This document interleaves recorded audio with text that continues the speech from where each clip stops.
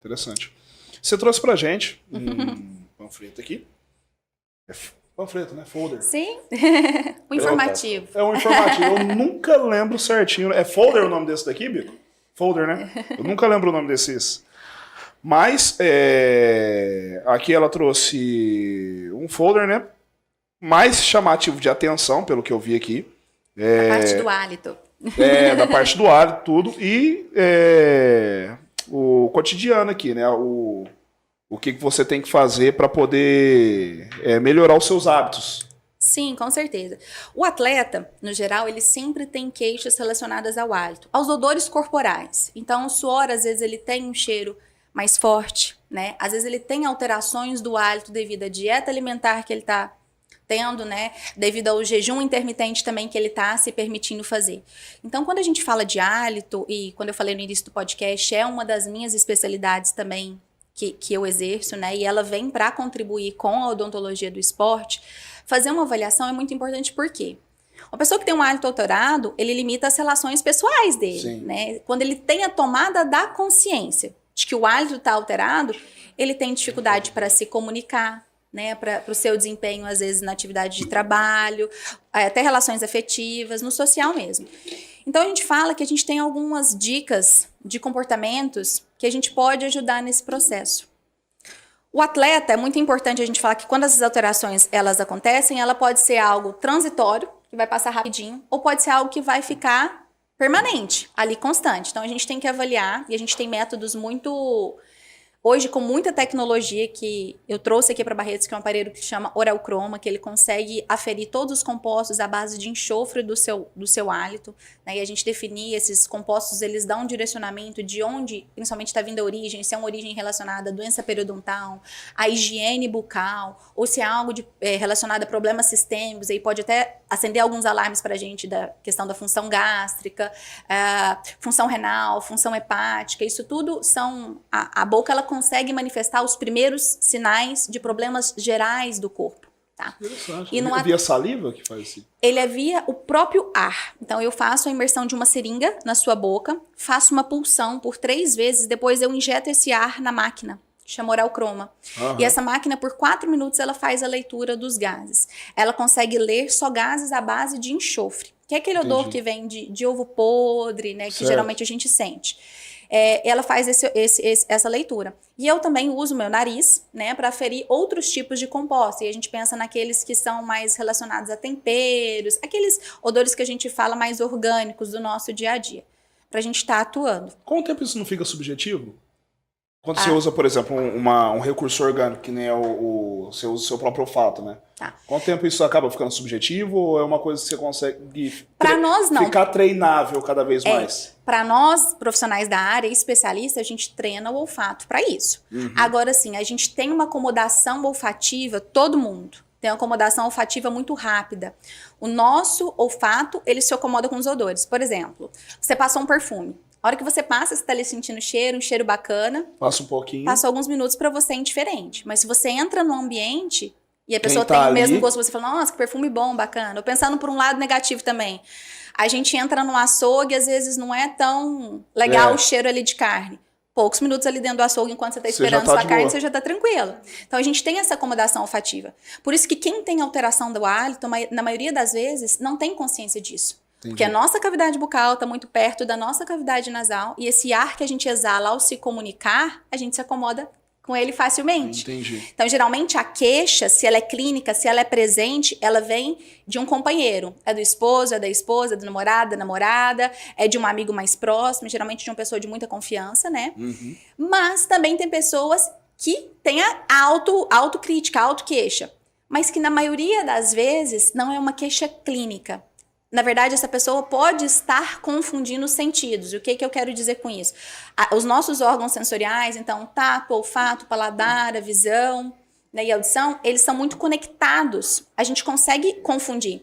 Então, às vezes, a pessoa está com tanta saburra lingual depositada ali na língua, porque ainda não teve uma orientação adequada de como higienizar, e porque, às vezes, o atleta ele tem uma dieta à base de muito carboidrato, né, que é uma massa que vai ficando retida ali nas nossas línguas mesmo, que ele começa a ter uma distorção, ele fica com um gosto ruim na boca frequente. Entendi. E, na verdade, o gosto, ele tá tendo a sensação que ele tá exalando aquele odor. Entendi. Entendeu? Entendi. Então, ele tem essa sensação. Isso a gente chama de halitose subjetiva, mas não quer dizer que ela não tem tratamento. Entendi. Ela tem. A gente tem que fazer essa remoção desse sinal clínico e desse sintoma que o paciente tá. É mais ou menos aquele negócio, você sente o cheiro do negócio, parece que você sente até o gosto, né? Sim, sim. E é muito engraçado, tem pacientes, essa confusão sensorial, né? Tinha uma paciente que chegou no consultório um dia e falou assim, doutor, eu tô com gosto de barata na boca. Mas eu falei, você já comeu barata? Aí que eu falo a confusão sensorial. Ela olha a barata, é algo que traz repulsa, traz até nojo pra ela, e ela associa ao gosto ruim de nojo que ela tá na Gosto boca. de barata eu não comi, não. Eu já ouvi o pessoal que bebe muito, chega no outro dia e fala, cara, parece que eu mastiguei cabo de guarda-chuva. Já ouvi isso daí. Cabo de guarda-chuva, você não comeu? Ô, louco, cara.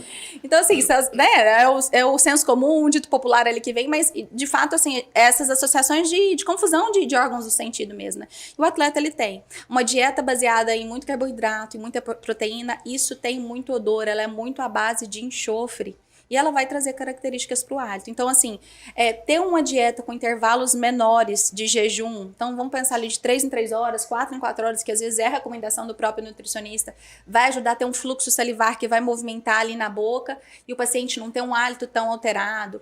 Fazer um uso de alimentos com menos A Lidiane condimentos. mandou aqui, o mau hálito é ruim mesmo, cheiro de jaula.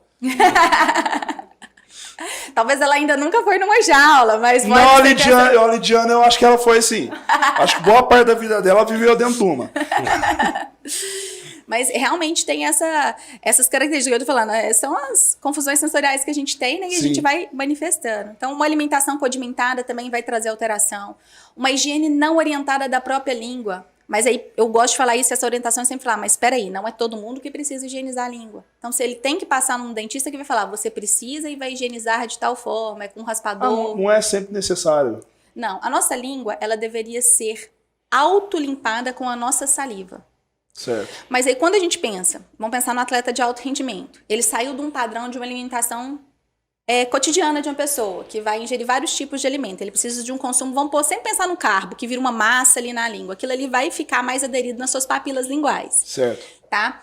Então, ele precisa ter uma orientação de como higienizar esse processo de uma forma mais eficaz. Mas se ele tem uma saliva abundante em quantidade e em qualidade, talvez ela consiga por si só fazer essa autolimpeza.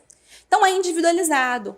Eu preciso saber, esse atleta aí, ele tá com ingestão de água também? Bacana? Porque a nossa saliva, mais de 90% da composição dela é água. Se ele não ingere água, não vai ter saliva na boca.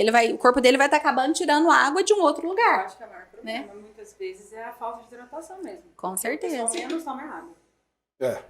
Tem gente que diz, quando a pessoa fala, nossa, eu bebo bastante água, aí você vai perguntar, 1,5 litro, 2 litros. Ou às vezes não tem noção nenhuma, fala, eu tomo bastante água. E você pede assim, eu tenho uma parte que é do diário alimentar que eu peço pra lá, padroniza um copinho onde que você vai tomar e me coloca de fato quanto que você toma. Não chega nem a 1 litro às vezes. E pra ele, na cabeça, ele bebe água até assim durante o dia. Nossa, minha madrasta, agora que ela tá voltando a cuidar um pouco da saúde, mas no lugar de água ela só tomava Coca-Cola. Nossa. Eu conheço um cara assim. Hã? Conheço um cara assim. E Coca é viciante, né? Coca Ele é não viciante. bebe água, só bebe coca. Só bebe Coca. E zero, mas é zero, né?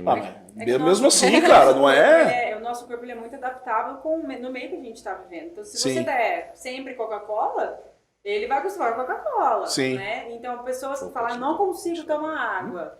Né? Então, o que acontece? Não consigo tomar água, mas se coloca para você tomar, aumentar aos poucos. Então, às vezes, eu tomo 1 litro. Então, para chegar nos 2 litros, vamos aumentar então de 200 a 200 ml às vezes, entendeu? Sim. Porque é treinável também, né? Exatamente. A alimentação, né, o processo da alimentação, né, de mudanças na alimentação, realmente é uma coisa que você tem que trabalhar aos poucos. Com certeza. Ou alguma coisa que a gente deve, às vezes, diminuir e o que a gente deve aumentar. Então, Eu prescrevo água para o paciente, eu pego um prontuário e eu prescrevo. Porque assim, a gente tem uma medida mínima, né, a Michele vai falar 35 ml por peso corporal. Mas isso é se o paciente, ele não tem uma transpiração excessiva numa atividade física, né? Isso é se ele tá num limiar ali normal, né? Agora, uma transpiração excessiva, a gente tem que dobrar essa meta, ou até mesmo mais que dobrar. Na verdade, tinha que pesar depois, né? Sim. Então, o certo seria você fazer o exercício e pesar para ter uma noção de quanto Quanto de água perde. você perdeu. Sim. E aí você fazer o trabalho de hidratação.